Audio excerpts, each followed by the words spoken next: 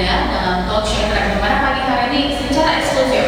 Kami hadir di pukul 9 pagi untuk mendapatkan informasi terkini bagaimana kemudian pandemi COVID-19 yang akan nantinya akan dipaparkan secara detail dan sistematis oleh salah satu guru mahar guru terpelajar kita, Bapak Profesor Dr. Ridwan Amiruddin SKM MSc PH, yang merupakan Ketua Perhimpunan Ahli Epidemiologi Indonesia cabang Sulawesi Selatan, yang mana Pak Profesor ini juga merupakan Ketua Persakmi Nasional, dan juga ada di studio saat ini juga bersama kita ada Kepala Puskesmas Mengkue, Ibu Rawati Eke. Selamat datang, dan dapat dilihat di layar Anda saat ini. Mungkin kita akan tergabung dengan Bapak Profesor Dr. Ridwan Amiruddin.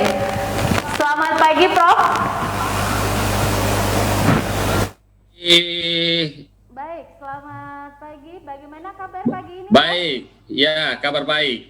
Oke, baik. Nah, ini tema kita bagaimana kemudian pemodelan pandemi COVID-19 di Kota Parepare. Mengingat Parepare ini merupakan daerah yang dikelilingi oleh kabupaten yang berpotensi untuk COVID-19. Mohon pencerahan, Profesor, silakan.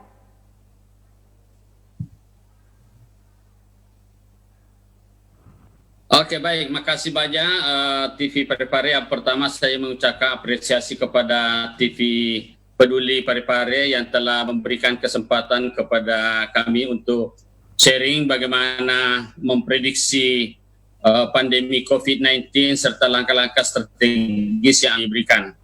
Saya akan sharing dengan beberapa poin untuk memperjelas.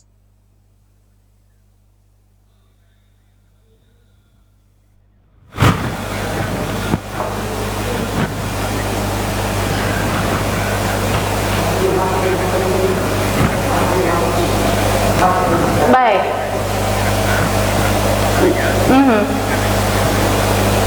Baik. Oke. Pada selanjutnya oleh pemerintah Republik mengeluarkan keputusan yang disebut dengan kedaruratan kesehatan masyarakat. Perlu dipahami bahwa kedaruratan kesehatan masyarakat ini itu artinya kita berada dalam situasi yang di luar biasanya.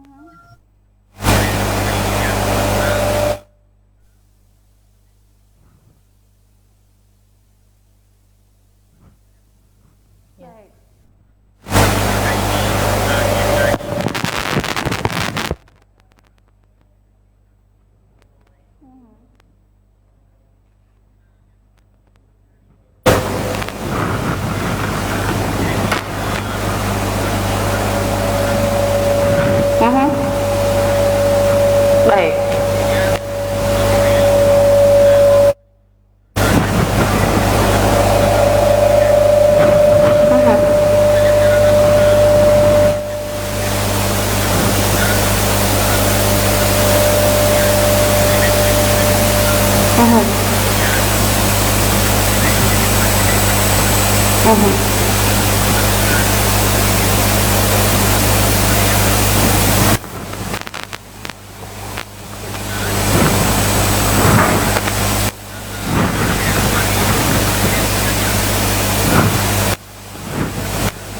Baik.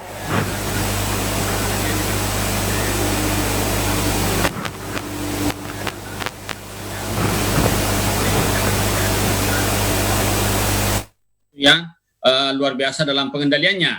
Diprediksi akan terjadi sampai 2.500.000 kasus yang terjadi pada situasi sampai pada hari ke-70 atau 3 bulan setelah bulan April atau awal bulan Mei.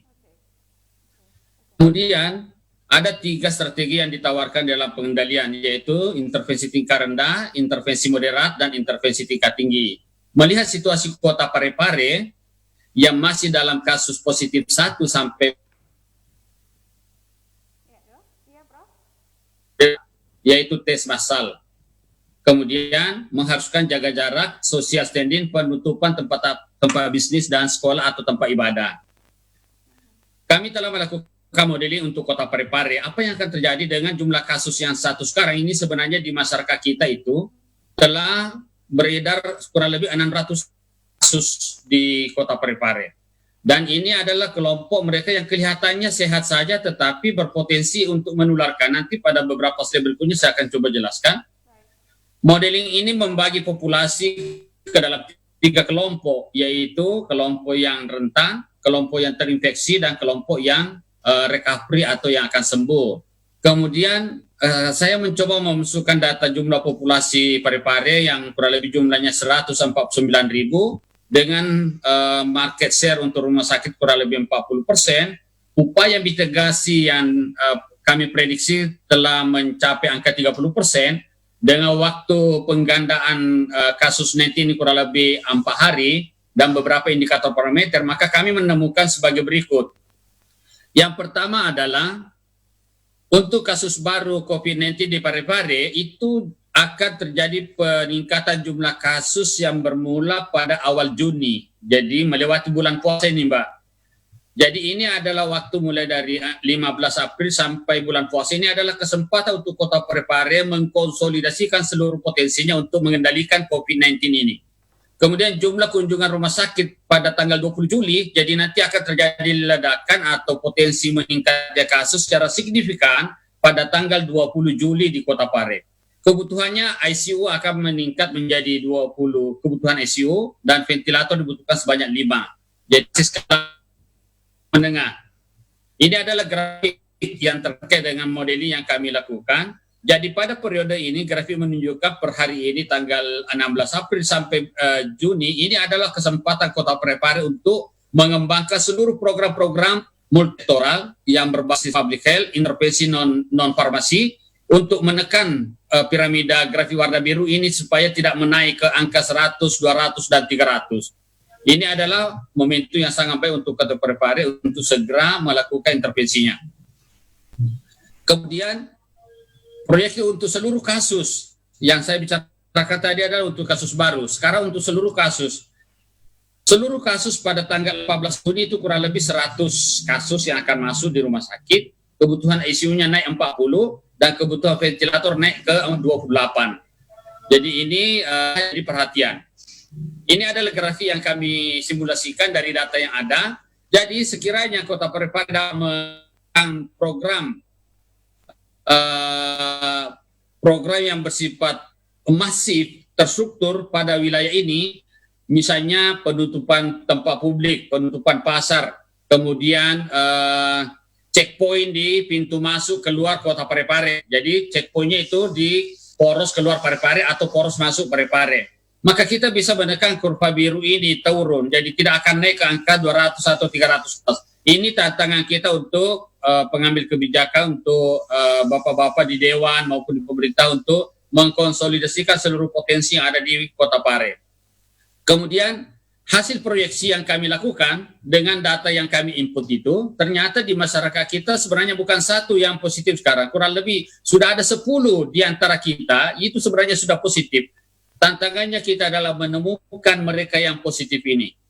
Kemudian saya memasukkan data-data, ternyata kami menemukan waktu penggandaan jumlah kasus untuk Kota Parepare itu kurang lebih 5 hari. Dengan waktu pemulihan 10 hari. Kemudian waktu reproduksi kasus ini 2,4, itu artinya setiap satu kasus di Kota Parepare mampu menularkan ke 2-3 orang. Dan kasus ini akan tumbuh kurang lebih 14%, kasus hariannya akan tumbuh terus. Dengan upaya mitigasi yang ada sekarang sejak diundangkannya tentang stay at home itu saya berasumsi bahwa telah tercapai capaiannya kurang lebih 30%. Kalau ini betul, maka waktu lipat ganda itu akan naik dari 5 hari menjadi 9 hari. Semakin panjang waktu pelipat gandaan kasus ini, berarti kasus itu semakin kurvanya semakin landai, artinya puncak epideminya semakin menurun, tidak akan mencapai puncak terus. Jadi harapan kami adalah bagaimana Kota Parepare memanfaatkan potensi yang ada sekarang untuk memperlebar waktu penggandaan kasus ini bukan dari 5 hari, tapi minimal capaian mitigasinya itu di atas 30%. Kemudian selanjutnya ini adalah kurva di mana populasi yang dibagi 3. Dengan jumlah populasi 140.000 lebih, ini adalah populasi yang rentan dan ini akan semakin menurun jumlah populasinya dan sementara populasi yang terinfeksinya meningkat. Ini hasil kalkulasi kami. Pada akhir Juli, jumlah populasi yang rentan kita itu masih ada 129.000. Kemudian yang akan terinfeksi kurang lebih 7.000. Ada 7.000 populasi kita di Parepare yang berpotensi terinfeksi. Siapa mereka? Adalah OTG, ODP yang pergerakannya tinggi ya di luar rumah. Inilah tantangan kita, bagaimana petugas, bagaimana pemerintah mengambil keputusan untuk stop keluar rumah. Kalau terpaksa benar-benar memang orang yang berkepentingan keluar rumah. Kemudian angka kesembuhannya menarik. Kota Parepare ini unik, angka kesembuhannya sudah mulai meningkat. Jadi pada posisi ini sekarang, Kota Parepare memiliki potensi yang sangat baik. Saya lanjutkan.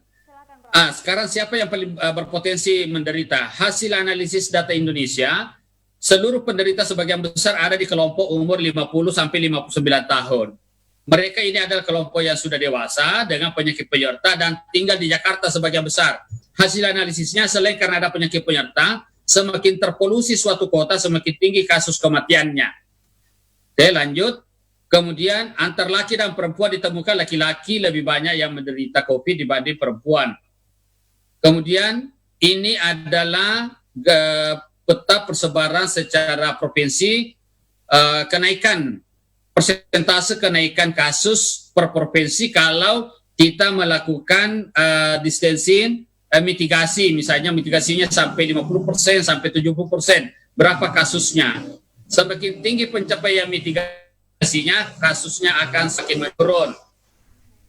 Kemudian ini masih terkait dengan capaian, kalau 50% untuk Sulawesi Selatan sendiri, itu kurang lebih akan turun kasus ke Sulawesi Selatan, ini 341. Kita tahu hari ini Sulawesi Selatan itu kasusnya kurang lebih 241, dengan jumlah kematian kurang lebih 15. Jadi kita sangat mengharapkan Sulawesi Selatan termasuk Parepare menaikkan capaian mitigasinya atau program-program yang berjalan ini jangan menggunakan pendekatan normal pada situasi ini. Kita harus menaikkan upaya menurunkan kurva ini dengan capaian 50% atau 75%. Ini program kalau yang menjadi perhatian sekarang ini beberapa provinsi di luar Jawa itu adalah Maluku Utara, Sulawesi Selatan, dan Kalimantan Timur. Jadi kalau di luar Pulau Jawa, Sulawesi Selatan ini sudah menjadi zona merah, termasuk Parepare di dalamnya. Parepare ini adalah pelintasan untuk teman-teman ke arah utara. Sebagai daerah pelintasan, maka mestinya checkpoint keluar masuk kota Parepare itu harus diwaspadai. Kalau kita bisa melakukan upaya penurunan physical distancing maksimal 50%, kita bisa menurunkan kurva itu sebesar 50%. Kalau kita bisa melakukan physical distancing capaiannya 70%, bisa menurunkan kurva itu sebesar 70%. Kemudian kita harus melakukan tracing 2 kali lipat daripada yang dilakukan sekarang. Jadi tracing pelacakan kasus atau surveillance door to door. Ini yang dilakukan Wuhan. Jadi tracing atau pelacakan kasus sudah dilakukan dari rumah ke rumah untuk menemukan mereka yang orang tanpa gejala, orang atau pasien, orang dalam pemantauan. Itu yang menjadi tantangan kita sekarang, PR-nya. Ini saya lanjut.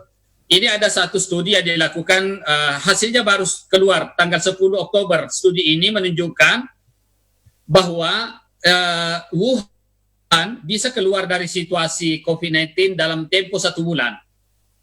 Jadi Wuhan sebagai asal dari COVID-19 ini bisa keluar dari situasi itu dalam waktu 1 bulan. Ini penelitian dilakukan di Cina, di Wuhan, dengan intervensi non-farmasi berupa sanitasi lingkungan. Jadi penggunaan desinfektan.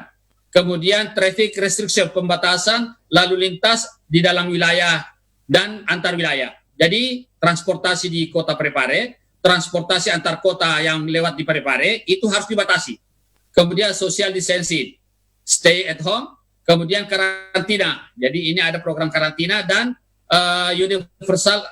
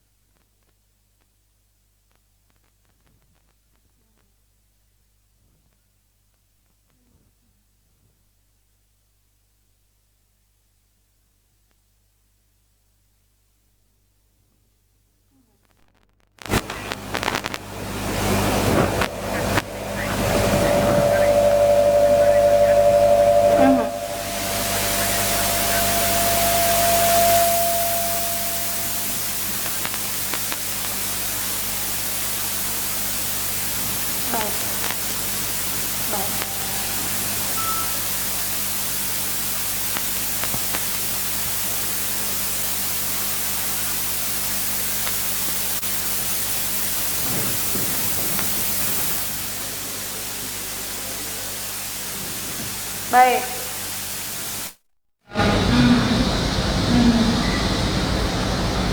Baik. Baik.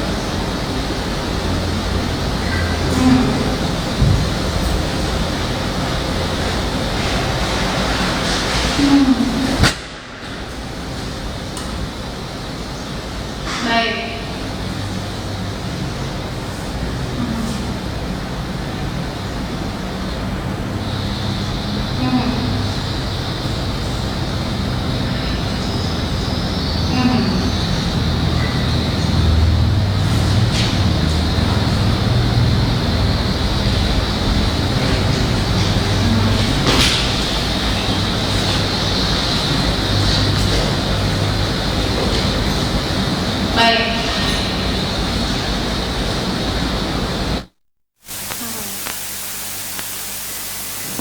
Baik. Baik.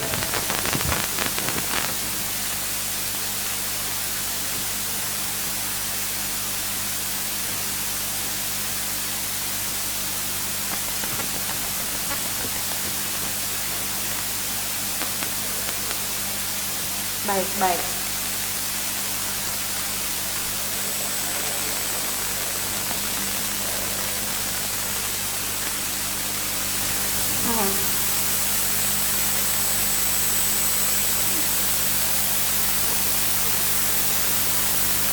Baik.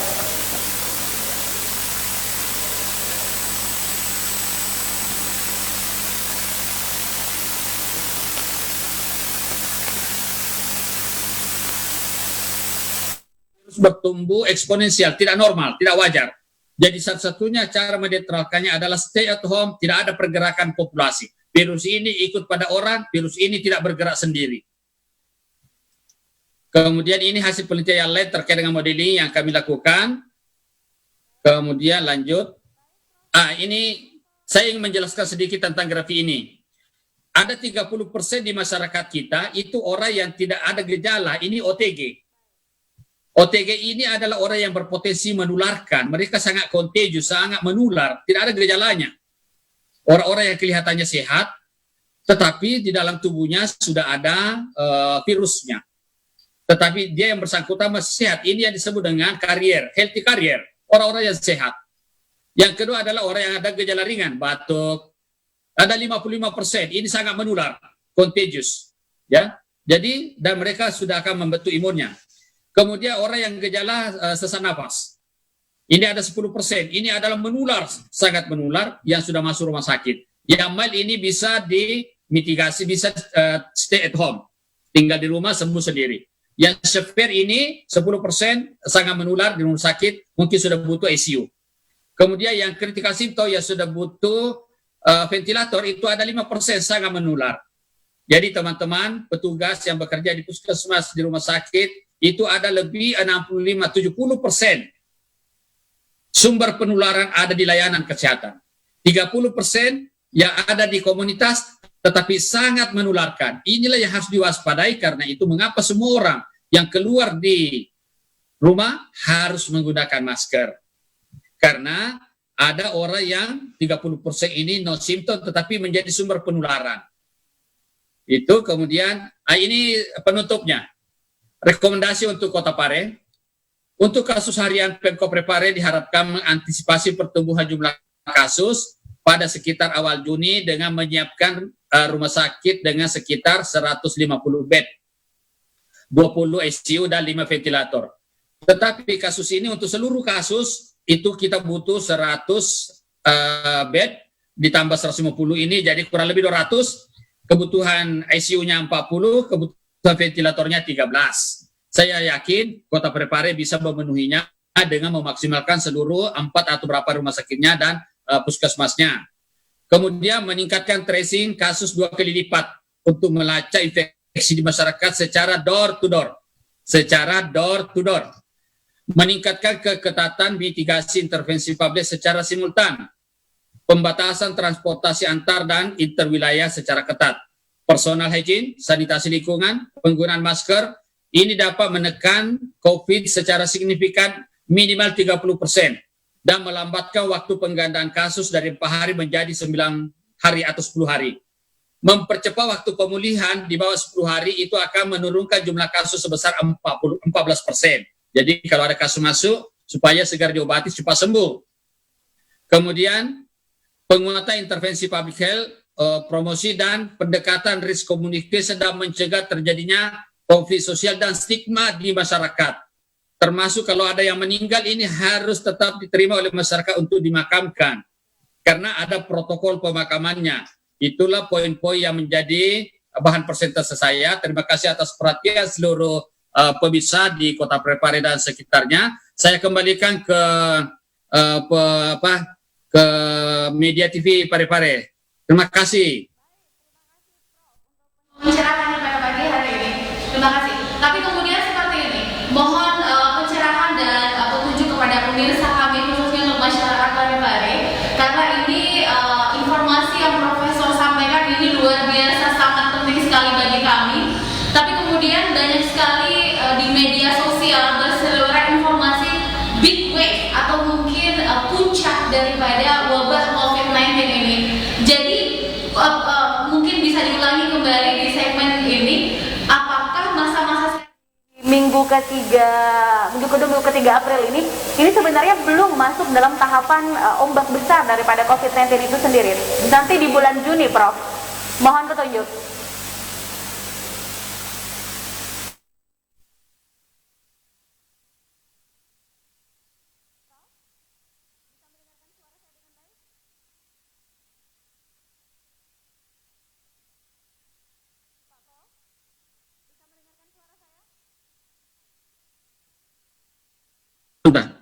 Bisa, saya bisa dengar, ya.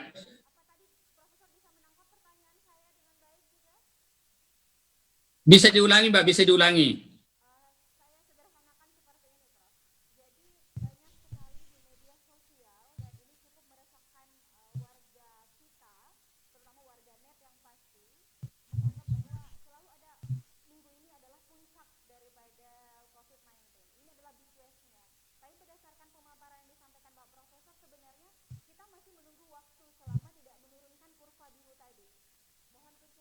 Ya, baik. Di monitor ini saya tayangkan grafiknya. Jadi per hari ini tanggal 16 April kita berada di awal kurva ini dengan kasus yang kita miliki sekarang 1 kasus. Itu sebenarnya kita baru memulai pergerakan ini. Jadi dengan waktu penggandaan tadi 5 sampai 10 hari, maka kasus ini tuh nanti akan mengalami peningkatan pada pertengahan atau akhir bulan Mei. Jadi hampir bulan puasa, Lebaran, itu kasusnya di tanggal 24 kan Lebaran bulan Mei, Mbak. Nah itu kasusnya mulai meningkat. Yang saya khawatirkan nanti pada saat mau Lebaran, ini pergerakan populasinya tinggi. Banyak orang datang ke Parepare dari daerah epicentrum. Banyak orang datang dari Jakarta, dari Bandung, dari kota-kota lain yang merupakan sumber penularan. Atau datang dari Makassar. Kemudian ini akan meningkatkan kurva bukan melandai begini, tapi akan terjadi peningkatan lebih cepat. Jadi harapan kita sekarang adalah bagaimana memanfaatkan waktu yang ada di April sampai awal Mei ini untuk melakukan upaya-upaya mitigasi sosial secara maksimum. Jadi tadi sudah jelaskan beberapa programnya. Jadi kasus ini dengan berangkat dalam keadaan situasinya ada sekarang, keadaan program yang kita lakukan sekarang di Kota Parepare, itu kasusnya nanti akan mulai bergerak naik di akhir bulan Mei, Mbak. Di 24 atau setelah Lebaran naik. Jadi ini akan naik terus ini, Mbak. Harapannya kita kalau program masifnya dilaksanakan dengan baik di sini, maka kurva ini akan berhenti, tidak akan sampai di angka 100, mungkin akan melandai di angka 100. Harapan kita seperti itu, tidak banyak korban yang berjatuh dengan catatan kita harus efektifkan program kita di sini. Karena itu program apakah karantina wilayah atau PSBB terbatas atau apapun nama programnya, yang penting isi dari kedaruratan kesehatan masyarakat itu dimaksimalkan. Penutupan sekolah, penutupan pasar, pembatasan transportasi dalam kota dan antar kota itu sudah mutlak dipikirkan oleh pengambil kebijakan di Kota Parepare, Mbak. Saya kira itu yang saya bisa jelaskan sementara. Silakan.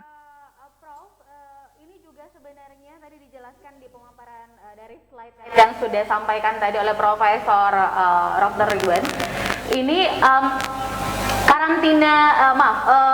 isolasi secara mandiri bagi penderita yang positif COVID-19 kemudian dia karantinanya dilakukan di rumah, apakah ini proses recovery-nya bisa dijamin maksimal, Dok? Karena kan dilakukan secara mandiri di rumah, tidak di bawah pengawasan dari tenaga medis, demikian.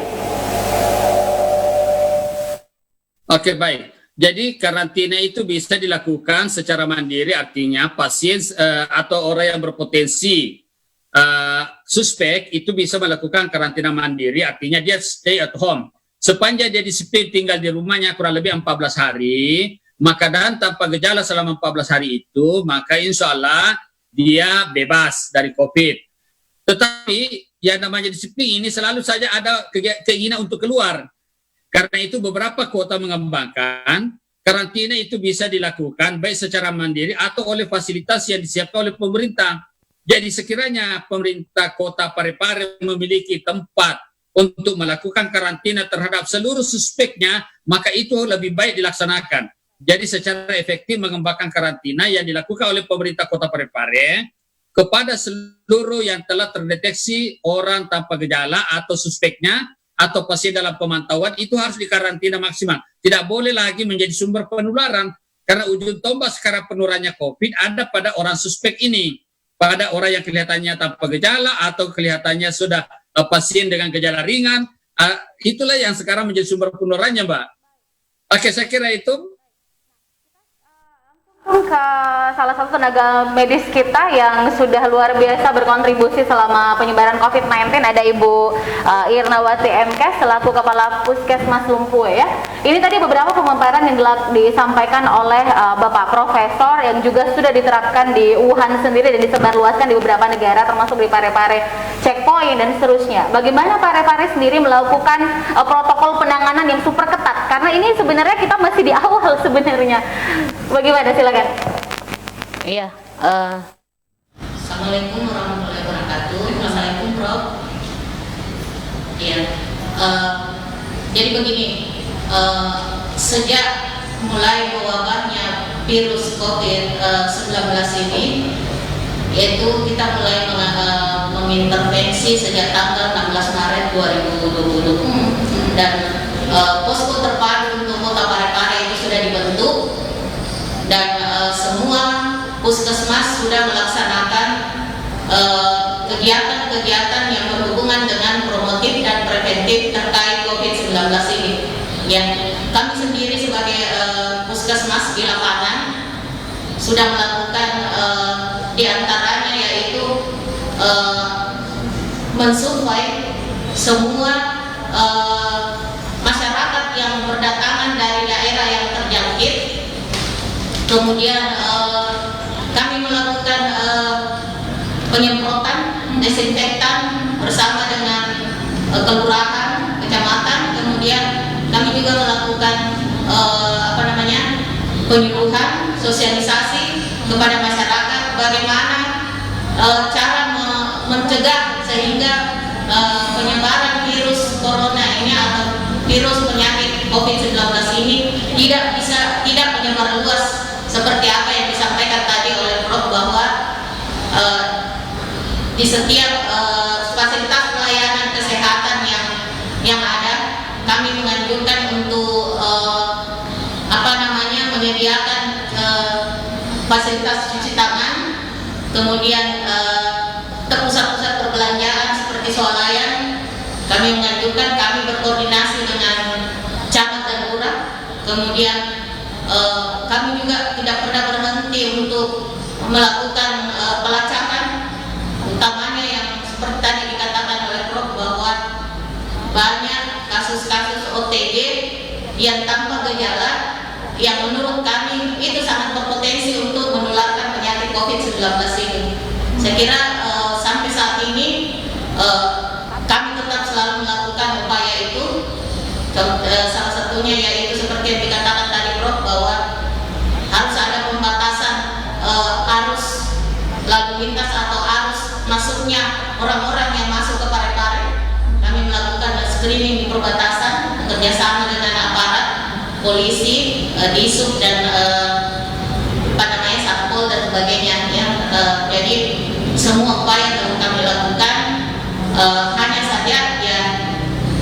mungkin mindset atau sedikit perilaku masyarakat kita masih perlu upaya untuk itu, karena social distancing yang kami sosialisasikan ke masyarakat ini masih banyak kendala-kendala yang kami dapatkan.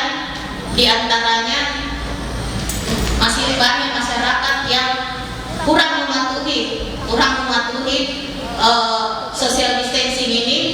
Kemudian masih banyak yang keluar rumah tanpa tujuan yang jelas dengan alasan bahwa di Parepare itu COVID-19 ini belum menjadi hal yang belum menjadi hal yang untuk yang dikhawatirkan menurut mereka. Ya, jadi perlu ada persamaan persepsi dulu antara kami petugas, kami pemerintah dengan masyarakat. Saya kira itu.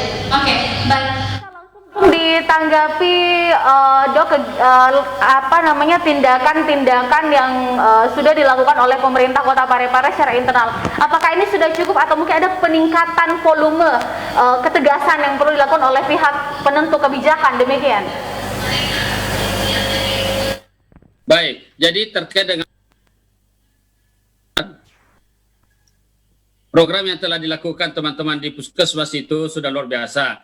Sekarang ini, kalau kita mau keluar dari prahara ini, itu poinnya adalah harus melibatkan masyarakat. Dalam pelibatan masyarakat ini, maka pembentukan desa atau kelurahan siaga COVID itu menjadi pertimbangan. Jadi kelompok-kelompok masyarakat yang ada itu harus dilibatkan. Kita tidak bisa menyelesaikan kasus ini sendirian. Karena itu teman-teman baik di Puskesmas, pemerintah kota maupun kelurahan kecamatan ini harus bersama-sama. Karena sekarang semua terkonsentrasi dalam situasi kegawat daruratan masyarakat ini, seluruh potensi yang ada itu harus mengambil peran. Karena itu fungsi Puskesmas selain sebagai ujung tombak layanan perlu diperhatikan. Jangan lupa alat pelindung dirinya secara maksimal pada saat turun lapangan. Kemudian pelacakan kasus itu, semua orang berpotensi untuk mendapatkan dan menjadi sumber penularan terhadap COVID ini. Karena itu tidak semua mestinya sudah masif survei terhadap setiap orang yang di wilayah kerjanya. Jadi pemetaan seluruh suspek di wilayah kerjanya setiap puskesmas itu sudah harus dilaksanakan. Kemudian tempat-tempat keramaian, tentu pihak puskesmas tidak bisa melakukan penutupan tempat keramaian, tetapi pemerintah kota memiliki kewenangan untuk itu. Karena termasuk tempat ibadah ini tidak boleh malu-malu kucing untuk buka tutup. Tetapi sudah harus tegas, tempat ibadah itu harus ditutup pada situasi seperti ini. Jadi stay at home, beribadah di rumah, bekerja di rumah, itu sekarang program yang harus digaungkan. Dan pendekatan komunikasi berisiko.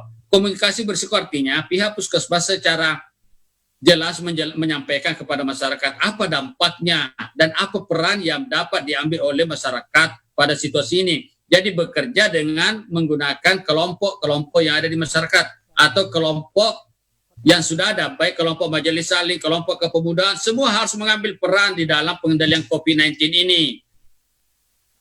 Saya kira begitu, Mbak. Sedikit juga kita sharing dengan pihak puskesmas barangkali.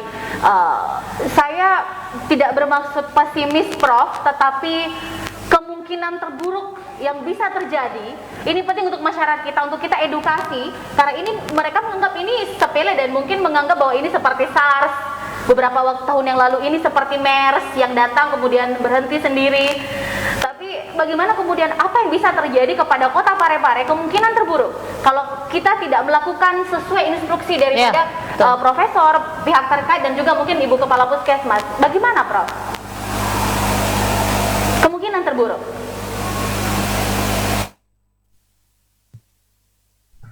Halo. Ya, baik. Prof, masih bisa dengar suara saya dengan baik, Prof? Iya, saya dengar, Mbak. Ya.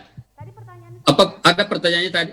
bagaimana kemudian, saya tidak bermaksud untuk pesimis, tetapi kemungkinan terburuk apa yang akan terjadi kalau bagaimana prosedur penanganan, protokol penanganan, kemudian instruksi dari pihak terkait termasuk juga puskesmas, Ibu Kepala Puskesmas dijalankan dengan sangat baik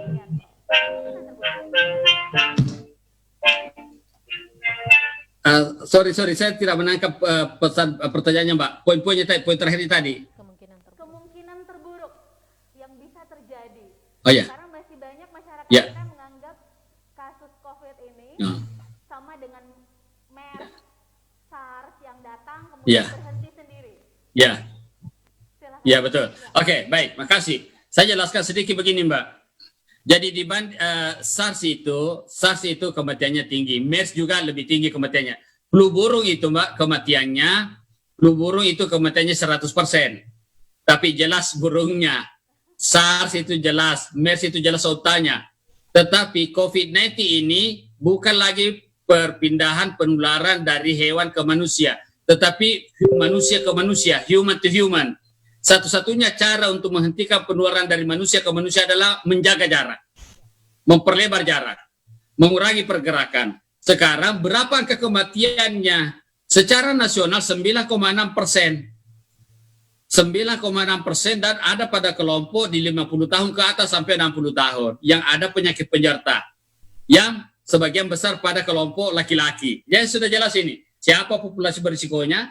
Pada usia 50 tahun ke atas yang ada penyakit penyerta. Yang penyakit ini persoalannya bisa ditularkan oleh orang yang kelihatannya sehat. 30% penularannya dari orang-orang yang kelihatannya sehat, kemudian datang pulang ke rumah, bertemu dengan kakek, nenek, bapak yang sudah tua, yang tidak punya imun yang cukup lagi. Sehingga ini sebenarnya lah yang dikhawatirkan. Akan terjadi peningkatan jumlah kasus yang masif kalau kita tidak mengambil peran. Semua orang harus mengambil peran pada situasi ini.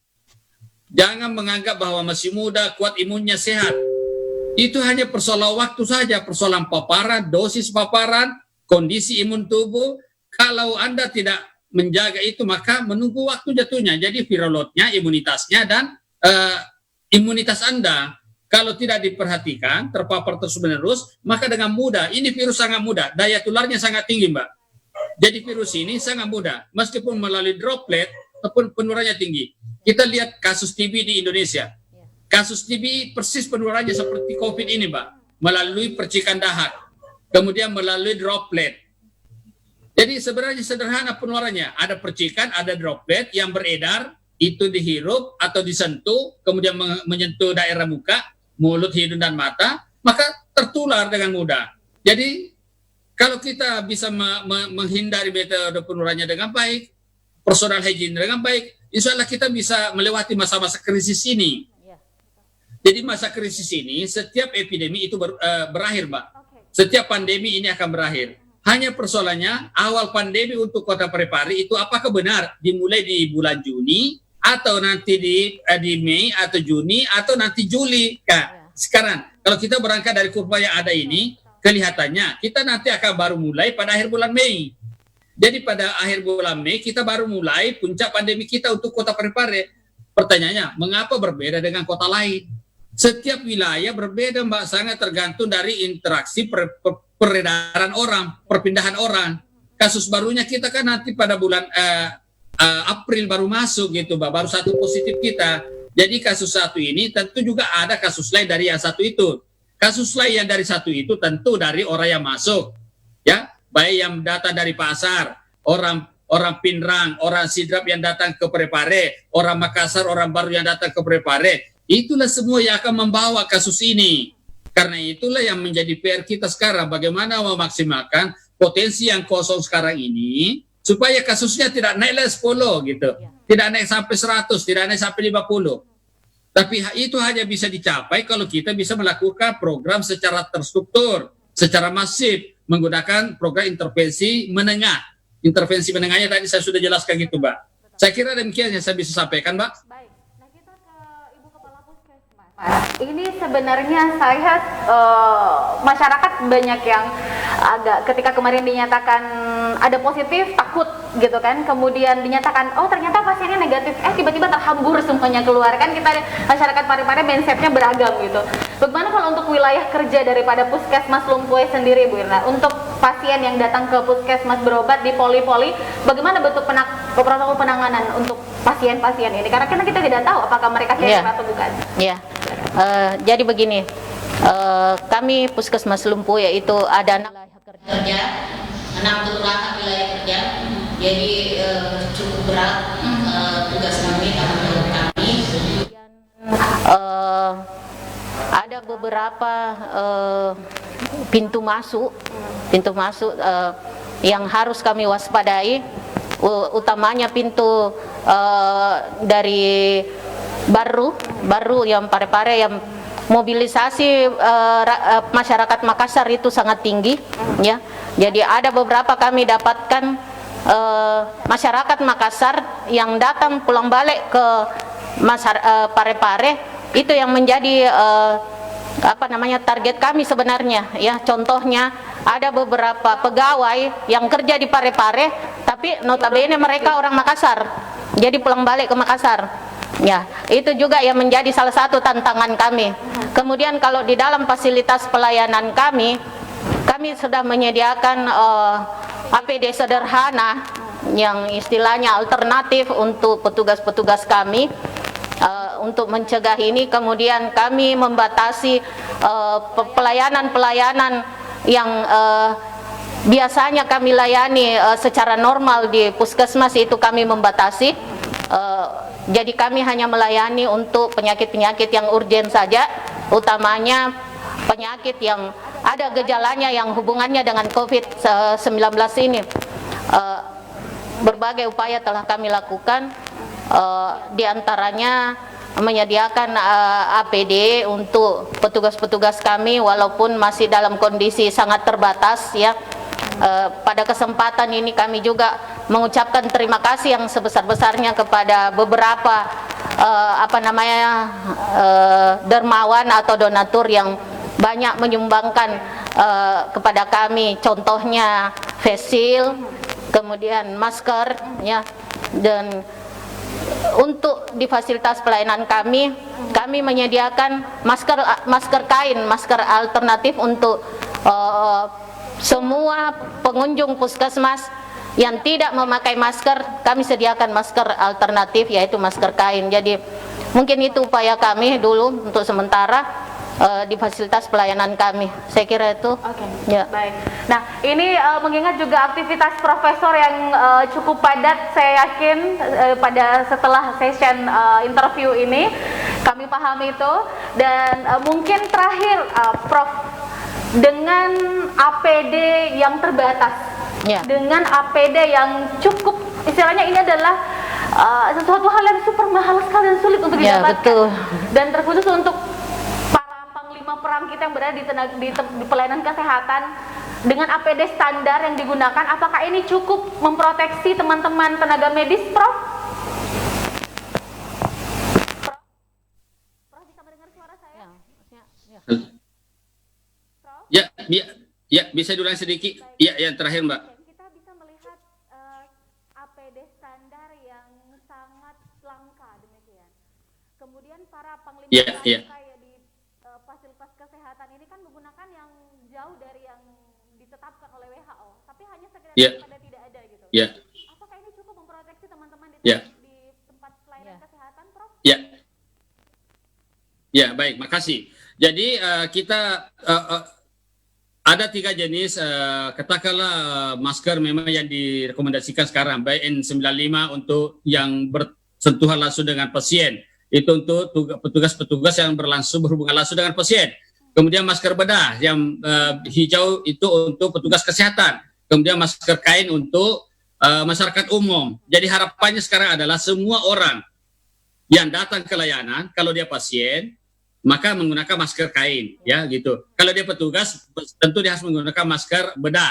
Kalau dia yang berhubungan langsung dengan pasien, masker N95 itu sudah wajib. Karena itu harapannya pemerintah kota menyediakan kebutuhan APD untuk seluruh petugas. Ini sudah tidak bisa ditawar, Mbak.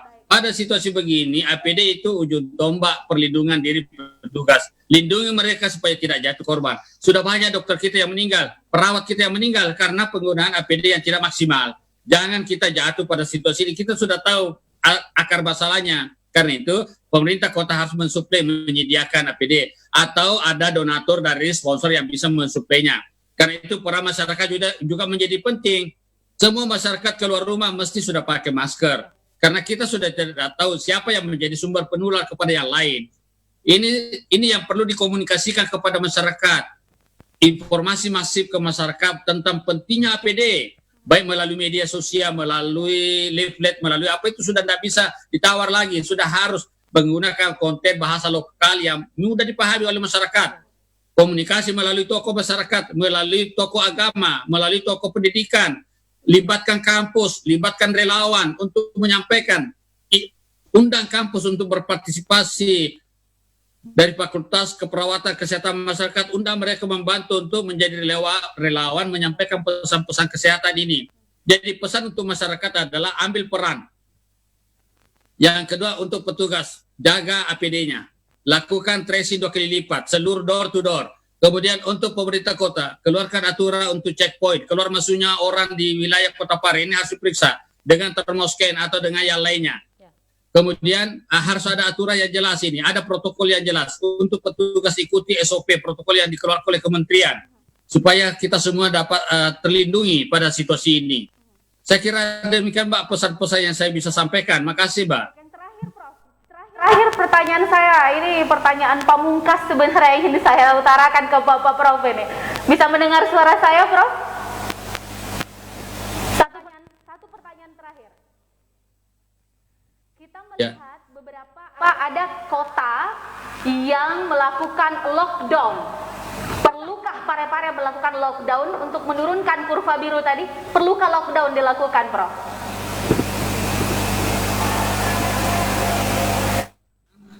Apakah Parepare mau melakukan lockdown? Pemerintah secara nasional itu tidak mengenal istilah lockdown. Karena memang di aturan kegawat daruratan, undang-undang kekarantinaan tidak disebut sebagai lockdown. Tetapi ada namanya karantina wilayah, karantina rumah sakit, karantina orang per orang, atau karantina rumah sakit. Jadi pilihannya di situ Mbak, karantina wilayah. Atau karantina terbatas, misalnya kecamatan-kecamatan yang sudah ada epicentrumnya, ada kasusnya di situ, maka kunci wilayah itu. Mengunci wilayah itu berarti suplai untuk penduduk dari wilayah itu harus disiapkan oleh pemerintah. Karena konsekuensinya kalau lockdown itu artinya memutus seluruh aktivitas, tidak ada pergerakan. Tapi itu sebenarnya yang paling efektif untuk menghentikan pertumbuhan kasus ini secara maksimal. Tetapi bukan lockdown namanya, karantina wilayah. Itu yang diatur dalam undang-undang kekarantinaan, Mbak. Jadi kita mesti mengacu ke undang-undang kekarantinaan. Kemudian pemerintah secara nasional itu mengeluarkan bahwa kota yang ingin melakukan PSBB, pembatasan sosial berskala besar, itu kota yang jelas ada peningkatan kasusnya secara bermakna epidemiologi, ada trennya meningkat, kemudian ada persebaran luasnya, ada transmisi lokalnya. Kebetulan ini kota Parepare kan belum masuk ke area itu, Mbak. Dengan satu kasus positif, kita belum bisa sampai pada PSBB. Kita masih pada pilihan adalah intervensi menengah atau karantina terbatas atau karantina wilayah. Itu pilihannya, Mbak. Itu poin-poin yang bisa menjadi catatan untuk pengambil kebijakan yang jelas. Semua, baik pemerintah kota, itu harus aware pada situasi ini. Kita tidak bisa membiarkan, kita tidak mengambil peran. Masyarakat harus mengambil peran. Petugas harus ikuti taat protokol. Kemudian institusi, lembaga agama, masjid, sekolah, kampus, pasar, itu harus ditutup itu, Mbak. Waktu yang luar biasa pada pagi hari ini. Terima kasih Prof, tetap semangat, tetap sehat selalu. Salam untuk keluarga. Baik, terima kasih. Baik, saudara pemirsa, setelah tadi perbincangan kami bersama salah satu mahaguru terpelajar, sedikit saya membaca profilnya untuk Anda, bahwa Profesor Dr. Ridwan Abiruddin SKM MKes MSc PH yang merupakan seorang ahli epidemiologi yang menyelesaikan pendidikan di FKM Universitas Hasanuddin, kemudian pasca sarjana Universitas Indonesia, spesialis epidemiologi, kemudian di Griffith University Australia untuk Public Health Leadership, dan S3 di Biomedik Fakultas Kedokteran Universitas Hasanuddin, dan saat ini beliau aktif sebagai ketua pertama di Perhimpunan Sarjana Kesehatan Masyarakat Indonesia, dan juga beliau adalah ketua Perhimpunan Ahli Epidemiologi Indonesia cabang Sulawesi Selatan. Luar biasa sekali beliau sudah mewakafkan waktu dan juga berbagi informasi yang super luar biasa bagi kita semua, saudara. Dan terima kasih sekali lagi Profesor, selamat melanjutkan aktivitas. Terima kasih Bu Irna. Terima kasih Prof.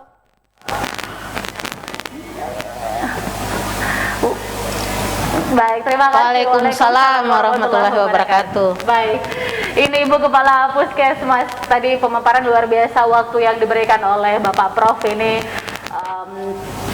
benar-benar mencerahkan, dan saya kok jadi meriang, jadi saya jadi psikosomatik gitu, dikatakan bahwa ini baru awal-awal gitu kan. Kita di segmen terakhir dan beberapa menit lagi kita harus berpisah. Himbauan kepada masyarakat di rumah, silakan Ibu Kepala Puskesmas. Jadi ya, Terima kasih, Bro. Ya, silakan.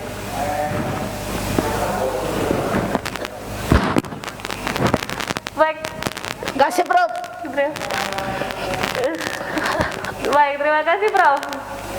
Sehat semuanya.